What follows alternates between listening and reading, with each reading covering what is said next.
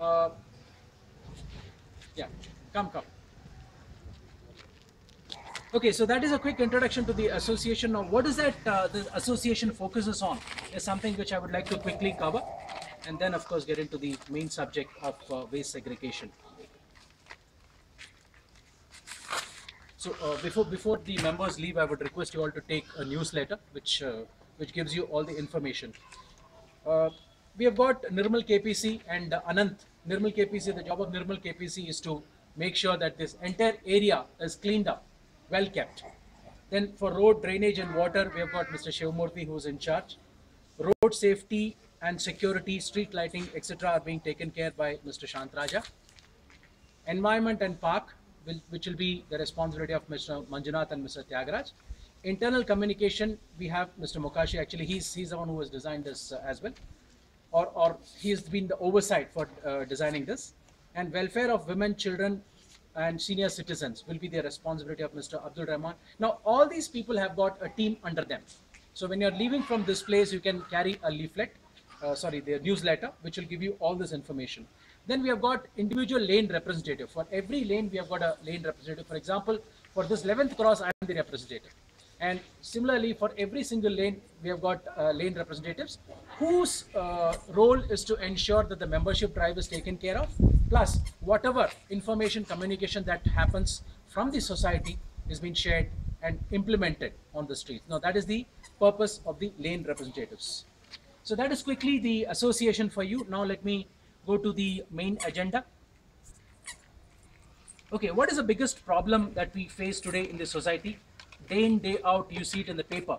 If you all have seen yesterday's paper, I think the timing of this session, what we are having is pretty apt, because if you have seen the paper yesterday, it says segregate or we won't lift the garbage, says BBMP. Now, this was something which they announced earlier, but I think now onwards, they're going to implement it very strictly. So, who are the losers? We are the losers, because now, what else can we do? We can actually go around and say that, okay, let BBMP guy come, let him not take the garbage, but I will not go it and dump it on the road. So for that also BBMP has got a list of penalties. Anyone who spotted littering, the first penalty will be 100 rupees. Second will be 200 rupees. Now this is as of last year, which is going to get revised now. And over a period of time, they are even considering imprisonment. So to that extent, because I'm just asking a simple question. If we throw so much of garbage around here, but when we go to Singapore, why do we behave so very well? Yes, sir. Because you know the danda is there behind us, so we behave ourselves. So why even wait for that? Instead of that, let us together form an association of making sure that this is a heaven to live. So the first problem which hits us is on the wastage, which is what are the typical types of waste that we have. Wet waste. Wet waste is your kitchen waste, basically the wasted food. Anything which is perishable is a wet waste, okay, and which is wet, of course. It's a wet waste, because paper can be considered, paper is perishable, but it is not a wet waste. So just to give an example, anything which is wet and perishable is a wet waste, no, your kitchen waste. So how do we manage this? Now, we also have records that this forms close to 78 to 80% of the waste is wet waste. Okay, now therefore, what is the biggest problem that anybody, even if this guy Prasad comes, he will be able to tell you that the maximum load of his vehicle is of the wet waste. Now, why are we dumping this when we have got a fantastic solution to make sure that this is taken care of? The second one is a dry waste, which is your paper, plastic, all these things. As you see, this is something. Now, what we do at home is the milk sachet, the milk packets. If you're going to just dump the milk packet with the leftover milk, it's going to stink. So we generally wash it, rinse it, and then dry it, and then put it. That's what we do. Because just to make sure that extra milk, because in many houses what they do is they take the water, rinse it, and put it in the milk itself. But in my house I don't do it, but I wash it and put it back. And what we also do is we just take that extra step of cutting it open on top. Plus we also cut it open here for an aeration, and we just hang it like this so that it becomes completely dry. And there is no smell, no stink. There'll be no resistance from the guy who picks up this garbage. So that is your dry waste, and that forms close to about 15%. The third waste is that, just to add, actually, see, if it is wet, no, and we can't call it as dry. Yeah. For recycling, it has to be completely dry. That's the only reason we are helping it, so it's eligible for recycling. That's the only need of the for the dry waste. It can be inside out also. Like inside thing, you just put Yeah, it yeah. out. Yeah, in Like fact, that. what my wife does is she, Right. yeah, Inside out, yeah. yeah, she does it inside out, Then it and the becomes- cream is applied so that you don't have to spend for the moisturizer. Yeah, yeah. You save money. It's a natural moisturizer, plus it also helps you to clean it.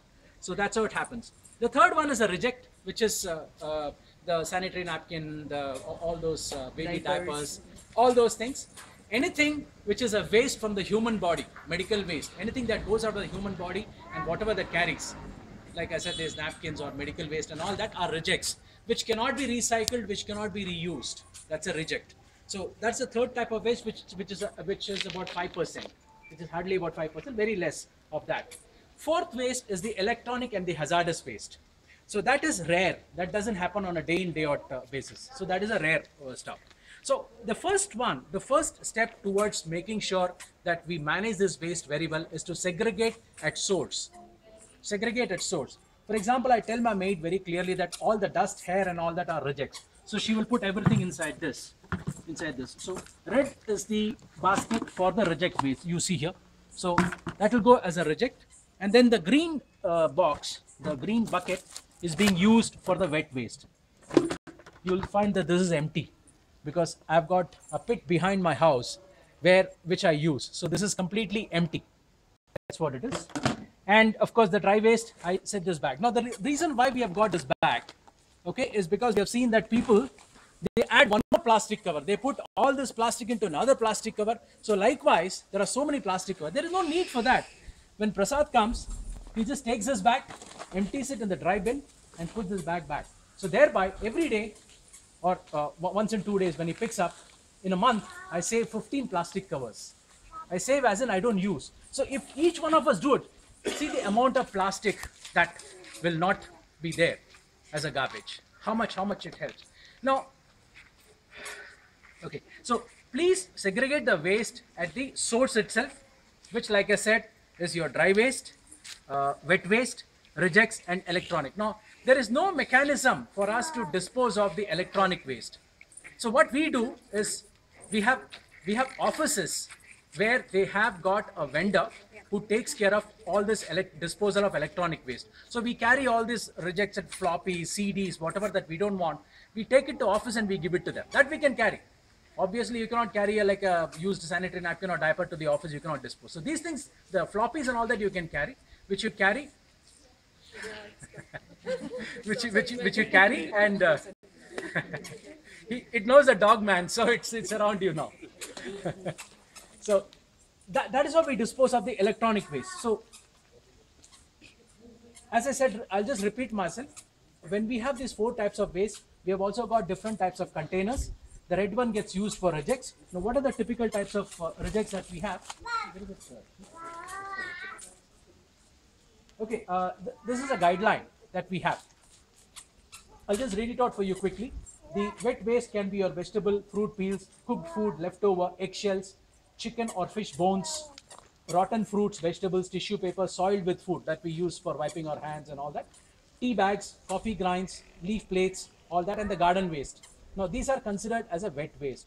Then you have got the dry waste, which is like plastic covers, bottles, boxes, items, chips, coffee, wrappers, plastic cups, milk and curd packets. Yeah. Yeah. So milk and curd packets, I've already said how to do it. You need to rinse it and put it so that you have got no issues.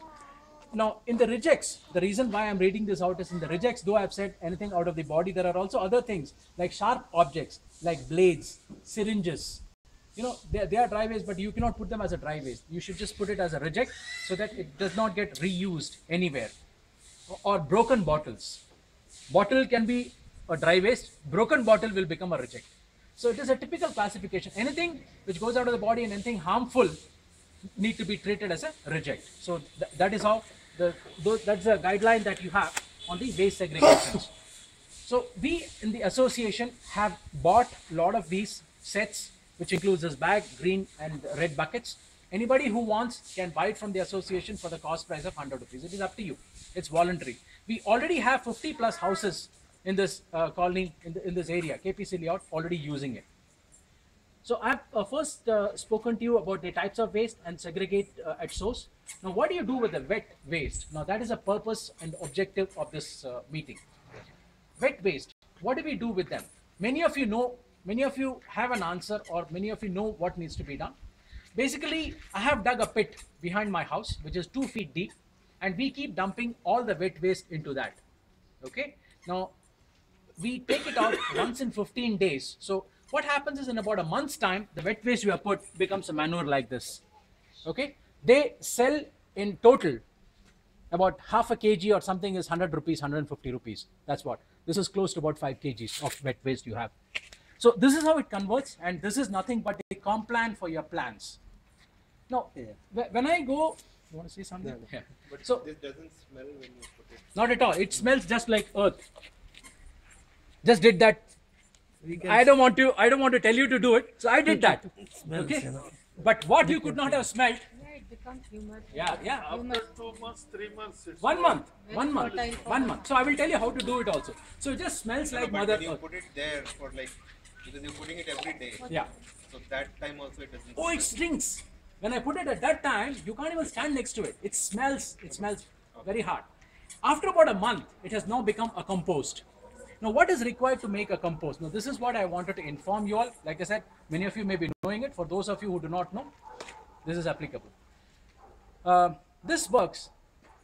Also, there is a problem of houses where there is no space at all. There is no land space. For example, 822 does not have any land space. How do you do it? All you need to do as an individual, now if you're all the 6 of you try to do it together, then you may need a bigger container. Normally, we take a pot which has got the flower pot I'm talking about, a typical flower pot which is about 18 inches. Keep dumping the waste into that. But before dumping, just have a fine layer of the soil. Just have a fine layer, maybe 1 inch or whatever. And then on top of it, start dumping. And every day or every alternative day, whenever you're dumping it, take a handful of soil, sprinkle over it. Okay? In about a month's time, for a family of maybe about 3 to 4 people, it will take about a month for that 18 inches pot to fill. You will not believe. Because when I throw the garbage, it is so much. In about a week's time, it just becomes so much. What is required? When you're putting it in a pot, it's very important for you to note that it must have hole on the side or at the bottom. It should not be completely sealed. It should have a hole. Now, how does the compost happen? This is bacteria. The bacteria is the one which is working and making it a compost. So for it to compost, you need aeration. So when you have got holes, the air passes through. Or in an open pit like that, there is enough and more space for the aeration. In fact, what I do is once a week, we just go and dig it and recycle the whole thing so that there is enough aeration which happens. That is one. Second, it should not be under direct sunlight because it should not be wet. It has to have a bit of a moisture. If you touch this, you will feel the moisture. It's got to have a bit of moisture because if it is completely dry, bacteria will die. Composting will not happen. So you need to have it a bit moist. So keep it, maybe you keep it on the terrace in the places where you've got no ground at all, no soil at all. Keep it on the terrace, not directly under the sunlight. Keep it under the shade with this aeration. Keep dumping, put that soil, just see how it happens. Now, I can't really show you the pictures, which actually I sent it in WhatsApp. The kind of flowers that I get are this big, and the guavas that I get in my house are this big, this big. In fact, I've taken a picture of those guavas keeping next to my face because if I just show it like this, you will not even know. When I keep it next to my face, you know that it's almost 50% of my face. That's big for the guavas. Ravi, when it rains, what do you do with that? When? When it rains, Huh. then how it will become wet, right? It will become wet. So as far as the other buildings are concerned, I would recommend that you close it when it rains. You have a lid on top of it. But as far as possible, keep it under sunshade or something so that it does not get wet because it needs aeration. If you close it on top, there'll be no aeration. It'll continue, it'll decompose. You need to have it composted, not decompose. So that is how you need to do. Whereas what I do is that I just leave it like that because I've got 2 feet pit. It takes care of it itself because Mother Earth just takes away all the water. Yeah, that's how it works. This is mainly for the people who do not have ground space. It is for that. Yeah, just to add, some people will not have rooms, and some people do not want to use pot because it does not look nice. there a lot of research has been made. There are decorative pots. Okay, there are decorative pots. You don't need to make holes. It will come with all these things. And he was talking about putting some soil. Maybe it is not practical. There are materials like this available. Every time you actually put your daily when you put it, you cover it, and you need to accelerate the bacteria. Simple technique is you can use buttermilk. Buttermilk is a very good accelerator. It will increase the number of bacteria. Then what will happen is, since there is a hole, the water will come out, right? If you are keeping it inside, you will have a small container kept inside. So the water collects. That water, if you mix it with water, water, that liquid that you mix it with water, you can use it for your plants. Plants, yeah. And then for smell, you can use neem cakes. Neem cakes, you will get it. You'll just have to put some neem cakes and cover. Every time you put it, you cover it with that. Then you have a lid also. But you should have holes for air circulation. That's how it happens. And it looks so beautiful. Nobody will know that your composting is happening. The decorated ones, pots are there. They're so beautiful. You can keep it anywhere outside. People will never know that composting is happening on that. Yeah. That's the. What is this material in packet? No, this I'll cover separately. This is for the pits. This is for the sanitary pits. That I'll cover Can I separately. supplement? Yeah, yeah, Sorry? yeah. Can I supplement? Yeah. Yeah, sure, please. See, particularly with respect to the segregation of this waste material that we regularly throw it out, the basic part has already come in. Sir, you need to give your background to them so that you know they know who they are listening to. See, I'm a retired professor and head of department of agriculture and entomology at Hyderabad. Super. Wow. Super, yeah. We have expert here. So he's the expert, I'm not the one. Not like that. Please. See, the major proportion, as he said rightly, say 70 to 80% is wet waste. So, during the course of segregation, whatever the material that is decomposable, that can be separated out as a wet. That can be converted into a compost. So here, what he said, that is a very good thing.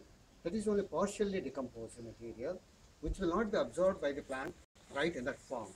Again, it needs further decomposition. So for that, we will have to supplement the release of earthworms. So as you know pretty well, probably you must have already read at early stages that earthworm is the friend of the farmer. So now, see, in earlier days, natural soil will be having plenty of the population of the earthworms. We need not supplement it. But subsequently, after 1940s, we have been dumping lots of insecticides, fungicides, herbicides, and all that. So we are toxicating the soil. Yeah. The basic soil that is there on which we are living through plants is getting highly toxic, contaminated. So the earthworms are not surviving, as you pretty well aware. Why you are not facing the problem of snakes, but problem of rats? Because earlier, in earlier years, the rats are being eaten away by snakes.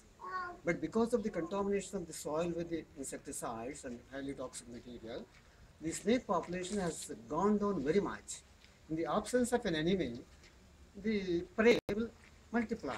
So the rat population is very, very rampant, and you may wonder that, see, farmers are spending huge amounts for the control of rats. They are intelligent animals, and killing the rats is very, very difficult. If you even keep the poison, they will suspect and they will go away. That is the way. Yeah, they have become smarter. So smart enough. So for that reason, now what the scientists have done in recent years, how to mitigate. We can't, avoid applying the insecticides because you have to protect the crop. And unless you kill the insects, you can't protect the crop. So application of insecticides, fungicides, and again to remove the weeds, the herbicides, it is indispensable. When that particular situation is indispensable, the alternative is how to produce the compost. That is the base mechanism. And that type of composition takes a longer time. So if we multiply earthworms in the laboratories, not sophisticated laboratories, under a shade, using the dung and the partially decomposed material like this, we can produce compost. It is a vermicompost they call it. That is the compost produced by worms. Now it is being marketed at the rate of 5 to 6 rupees per kg, and you may wonder to hear from me that the farmers, particularly the horticultural farmers, that means farmers who are growing the fruits and vegetables, they are buying these vermicompost at the cost of 4 to 5 rupees, either 6 rupees as the demand increase, and they are applying. Because why that is so much essential? Because it improves the resistance capacity of the plant to withstand the pests and diseases. When you apply these fertilizers like NPK, that is, all this urea and ammonium sulphosphate and all these things, they will increase the growth of the plant and they also increase the yield of the plant, but they can't increase the resistance capacity to the pests and diseases. So this natural compost will be having so many nutrients, micronutrients, because nowadays the doctors are also prescribing to us the zinc, molybdenum, all those micronutrients in the form of this thing. Like that, plants also need several of these micronutrients. All those micronutrients will be there with the compost. So that way, the plant will acquire a lot of resistance to withstand the pests and diseases. And the food, many of our even elderly people, they think that now we are eating a food that is being grown with nitrogen, which is nothing but, not good source of nutrition. That is a fact. Because the vegetables and foods that we eat today are not that much nutritious for the simple reason that they are not having the required micronutrients. Yeah. That is the reason why we are facing the deficiency of micronutrients in our food. Earlier years, nobody used to consume B complex, isn't it? So that way, of course, I do not want to take much time here. Now, as Mr. Ravi has taken a bold step and then taking a lot of pains to educate all of us, and not only educate but practice it. That is more important. Yeah, exactly. So Mere education is not important. Practice it in our own house. I tell you my own experience after coming over here, I think last year. So when I saw everybody is dumping this wastage behind the waste vacant plant, then it looked very bad to me. Then I was, but once I saw a truck going on the road, then I thought that why not we make use of that and contact it. Then for about 4 or 5 days, every day I waited on the road to catch hold of that fellow.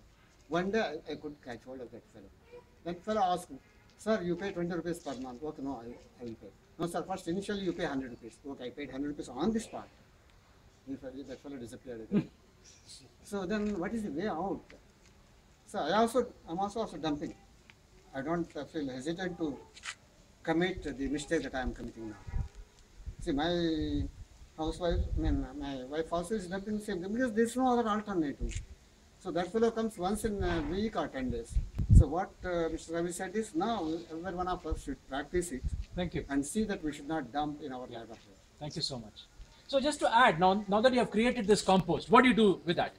Where do I find a place to dump the compost because there is no earth around my house? What do I do with that? Very simple. Buy 5 to 6 pots of rose flowers. Okay? Or in some houses I have seen that they have got a roof garden or whatever. If you can't do that, because mainly if you're a tenant and if the house owner objects, then you can't do that. Buy these pots. I'm sure everyone would love that. Keep it under the sun. And every fortnight, apply some of this. Every fortnight. But remember, whenever you're using that, before you apply this to the plant, just dig around the plant so that a bit of an aeration happens. And apply this at least 3 to 4 inches away from the roots. Don't apply it directly on the plant. Just keep it in the corner. Okay, there is enough aeration that happens. Plus, as you water, the nutrients will go into the plant. And just see your flowers blooming. Now, you can also think of, there are some plants, like what example? Brinjal, for example, you can still grow at home. There are so many things that you can also grow at home and use them very effectively. By doing this, I have mentioned that there are multiple benefits. One is that you get lovely flowers. So that reduces your cost, your spend on the flowers by maybe 10 rupees a month. It's still worth it. I'm not saying that you'll save over thousands of rupees. No way. Okay. Whatever you save. Plus, the pride of having a rose from your garden this big, believe me, the pride that I carry is just unimaginable. The plants, the other vegetables that you can grow, lady's finger you can grow. There are so many things. There are so many things that you can actually think of. Go to a nursery and whatever you see that can grow in a pot, you can use. And I will not be surprised that quickly you have more and more pots at home to use it. Okay, so that is a way how you can use this manure for your plants. That is one way of using your wet waste. But if you still think that the quantity is lot, the simplest answer is just find a place where you can plant more and more, maybe in your friend's house or whatever. They'll be more than happy. They'll be more than happy to take this from you. What do you think is a kacha waste or whatever, the rotting waste, is actually a manure for your plant. So make sure, just start practicing this, and also we will help, because like I said in the beginning of this session, unless you segregate the waste, they will not accept. If you ask Prasad, there are just two types of waste which goes out of my house. One is the dry waste and the other one is the reject. That's all it goes. I just hang them outside and it goes off. So that is on the waste segregation. And Have you introduced Prasad to anyone? no, he has not come. No, He's at not least come. you can tell who he is. Okay. Now, as for Prasad is the guy who collects the garbage. Okay, he's the one who operates the van. He comes every Tuesday, every Thursday, and every Saturday. Those are the 3 days he comes and collects. So as I leave everything outside, he comes, he picks up, he puts it in his vehicle, and then puts the bag and the basket back in its place. So that's on Prasad. Now, Just to add to it, yeah, if you're not doing it, it's good that you actually build a rapport with him, where he knows you're keeping the waste. yeah. Typically, that's happening because especially on the 11th cross, most of the people don't use it. He just goes really fast because people have to just tell him at least, okay, from now on, you're going to put the waste. Please come and pick it up. Yeah, The first time you'll have to build a rapport with him, tell him that this is where you keep the waste, and then do it regularly. I agree, because Do you mean to say that he's not picking from your house?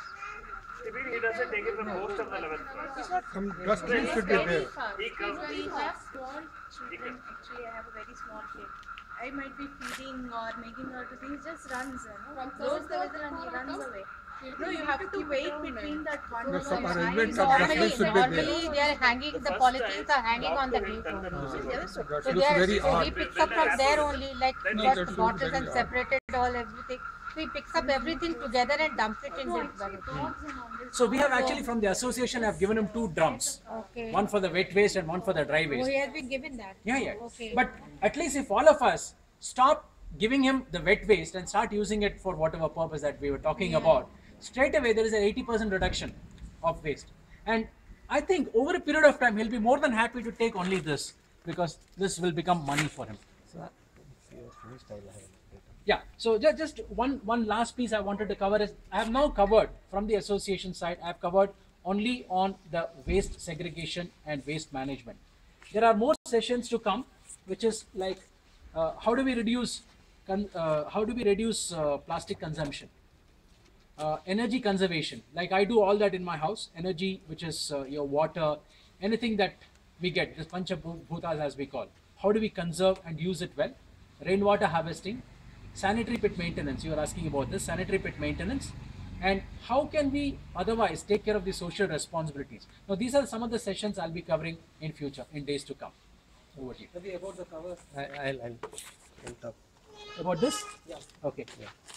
Okay, so this is actually how I manage my sanitary pit. My house is 6 years old. Okay. Now we have not cleaned this pit ever. I just got the vehicle to get this cleaned because there was something which got stuck in the pathway. Then I realized that there was hardly anything left in the sanitary tank, because though I called the vehicle, it was just hardly 1/3 it got filled. But whatever came out from my pit was like a clean water, because we have got these enzymes which I use. Okay, I use this we apply. We just pour it in the potty and we flush it. As we pour it in the potty and we flush it, all these enzymes, this is a powder which goes into the pit.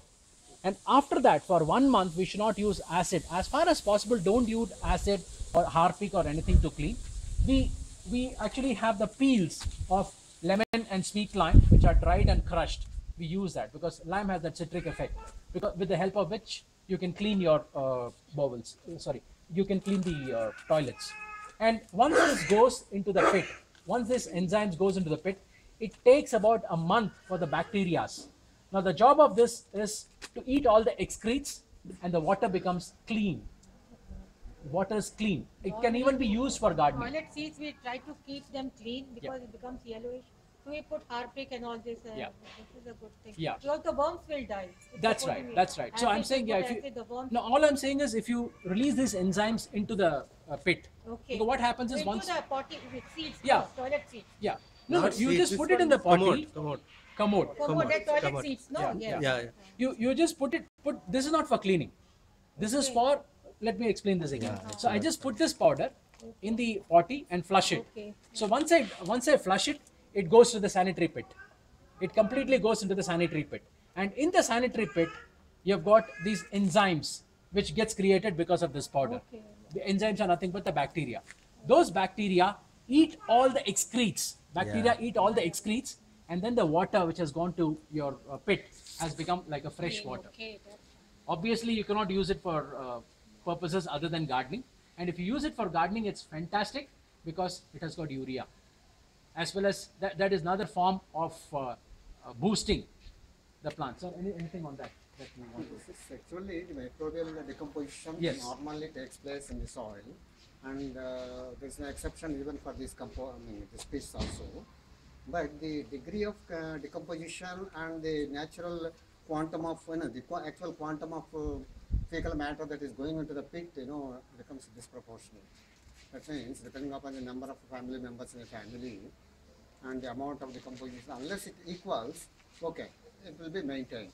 But once the fecal matter is more and the level of decomposition is less, then very soon the pit will be filled up. Again, we have to call them. So these enzymes will activate the microbial organisms, that is bacteria and other fungi and other materials, which are responsible for decomposition. So when once they are activated, they multiply rapidly and the population increases very much, and thereby more quantities of the fecal matter will be decomposed. And once this fecal matter is decomposed, it will come down, as rightly said, that the volume of the material will be come down and goes down. That's why the pit will not be filled. It will not be overflowing. So this is weekly, how many times? No, but I just use it maybe once in 6 months. Once in 6 months, okay. One packet. And another important point is, yes, already said, avoid the cleaning these toilets with acid. Sorry about that. Because acid will kill all the microbial population in the pit. So better to avoid all that. So how to avoid? Because once we are using the bore water, all these salts present in the bore water will stick to the tiles of the bathroom. So invariably we are tempted, knowingly also we are tempted to get it cleaned with this thing. But rightly pointed out that use these waste lime pieces to rub it. You need not to depend on somebody else. We cannot see. As a matter of fact, we have to clean our toilet by ourselves only. Better, it's mythologically I can say, instead of employing our servant maid or something like that, better use our toilet by ourselves, clean our toilet by ourselves. It would be a good practice. Yeah.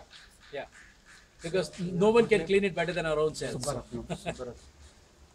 So I think let's give a big round of applause for Ravi and Subbaratnam.